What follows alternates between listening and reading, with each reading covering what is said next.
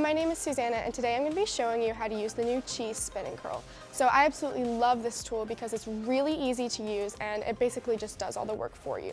So you're just going to start out by taking a 1-inch section of hair and you're going to place it in between the two small barrels on the inside. And then you're going to hold the spin button until all of your hair is inside, then let go. And you're just going to hold it in place and it'll beep when it's time for you to let go of your hair, and then you just pull your hair out.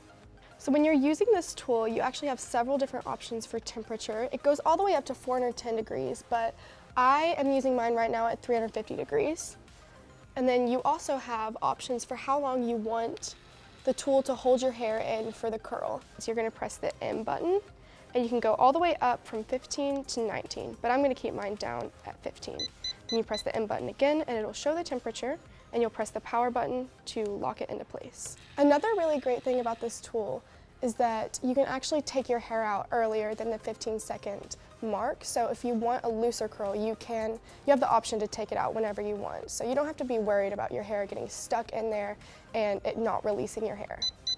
So while using this tool, you can do kind of a beachy wavy look if you want to make all of your curls alternate in directions. But today I'm just going to make all of mine go away from my face. So there's actually 2 separate buttons that will curl in each direction. So this spin and curl is a little bit different from a traditional curling iron because when you're using a traditional curling iron, you're going to start at the ends and roll up, but this is actually going to distribute the heat evenly throughout the whole entire piece of hair. So it's not going to be destroying the ends of your hair. The outside of this tool actually doesn't get hot anywhere. I can grab it and hold it and it's just going to be a little bit warm. So you don't have to worry about burning your scalp or your hands while curling your hair.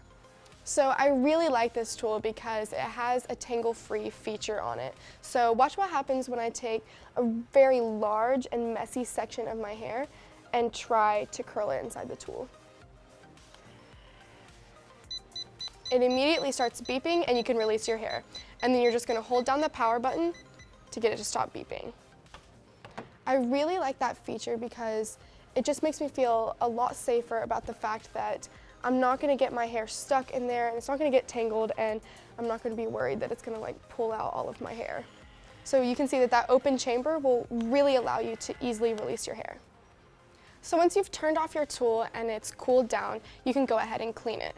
So it's really easy to do. You're just going to take the cleaning tool that comes with it and you're going to put it inside on the side that says towards your head.